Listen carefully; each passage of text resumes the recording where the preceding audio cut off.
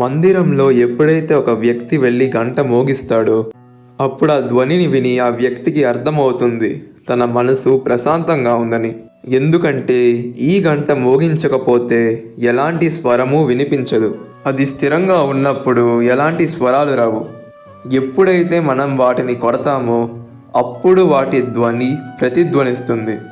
ఎప్పుడైతే అది లోపల తగులుతుందో అప్పుడు ఎలాంటి ధ్వని ఉత్పన్నమవుతుందంటే ఆ ధ్వని మన ఆత్మ వద్దకు చేరుకుంటుంది. ఇక అది అప్పుడు మనసును ప్రశాంతత పరుస్తుంది. దీంతో మనకు ఏమర్థమవుతుంది? ఇదే, మీరు జీవితంలో ఎప్పుడూ ఆగిపోకూడదు, స్థిరంగా ఉండిపోకూడదు. ముందుకు వెళ్తూ ఉండండి, ప్రయత్నం చేస్తూ ఉండండి, ఎప్పుడూ ఆగకండి. ఉదాహరణకు, కుటుంబంలో ఒక వ్యక్తి బంధాలకు బందీ అయ్యాడు, ఇంకొకరు కర్మలకు బందీ అయ్యారు, ఇంకొకరు బాధలకు. మీరు బందీగా ఉంటే ఆ బంధాల నుంచి మీరు బయటకు రాలేరు. అప్పుడు కూడా ప్రయత్నం చేస్తూ ఉండండి. లక్ష్యాన్ని చేరుకోలేకపోయినా అప్పుడు కూడా ప్రయత్నం చేస్తూ ఉండండి. ఎలా అంటే ఒక మందిరంలో మోగే గంటలా. కానీ లక్ష్యం చేరే వరకు ఖాళీగా కూర్చోకుండా ప్రయత్నం చేస్తూ పరిగెడుతూనే ఉండాలి. జీవితంలో లాభం కలిగేలా ప్రయత్నం చేస్తూ ఉండాలి. వేరే ఎవరికైనా మంచి చేయొచ్చు, ప్రేరణగా నిలవచ్చు. ప్రయత్నం చేస్తూ ఉంటే జీవితం ఎప్పటికీ వ్యర్థం కాదు. ఒక నౌక యొక్క ప్రతిరూపం ఏదైతే నదిని దాటిస్తుందో. ఇందులో విచిత్రం ఏమిటంటే అంత పెద్ద నౌక మనల్ని నది దాటిస్తుంది, కానీ దాని నిర్మాణం మాత్రం నదిలో కాదు, నేల మీద జరుగుతుంది. మనం దీని నది దాకా తీసుకువెళ్ళడానికి మనకి అవసరమయ్యేది ఒక ఎడ్ల బండి కానీ లేక గుర్రపు బండి కానీ.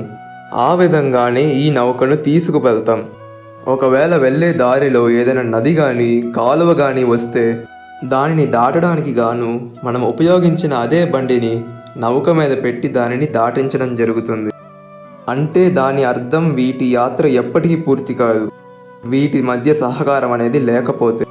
అందుకని ఈ సామెత పుట్టింది, ఓడలు బళ్ళు అవుతాయి, బళ్ళు ఓడలవుతాయి అని. మన జీవితంలో అత్యంత ప్రధానమైనది, మానవ సంబంధాల్లో అత్యంత ప్రముఖమైనది సహకారం. ఎప్పుడూ కలిసి ప్రయాణించండి, పరస్పరం సహకరించుకోండి, అందరూ కలిసి సుఖంగా ఉండండి. ఈ ప్రపంచంలో ప్రతి ఒక్క వ్యక్తికి తన ప్రత్యేకత ఉంటుంది. ఈ ప్రత్యేకతలు కొందరికి బలం అవుతుంది, అలాగే కొంతమందికి బలహీనత అవుతుంది. అది మనుషులైనా లేదా పశుపక్షులైనా సరే. ఒక చేపను చూడండి, తన సమస్త జీవితం మొత్తం నీటిలోనే గడిపేస్తుంది, కానీ అది వనంలో పరిగెత్తలేదు. అదే సింహం వనానికి రాజు అని పిలుస్తారు, కానీ అది దాని ఆధిపత్యాన్ని నీటిలో మాత్రం చూపించలేదు.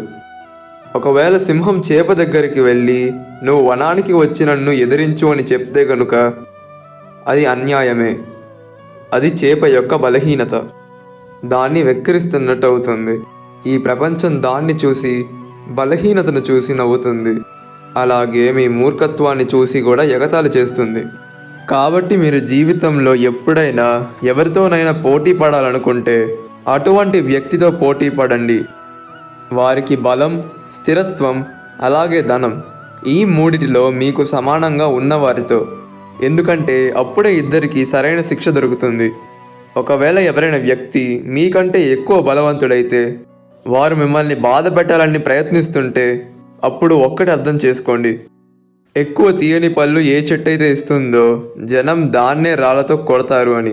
ఒకవేళ మీరు ఎక్కువ బలవంతులైతే అప్పుడు అభిమానం చూపించకండి.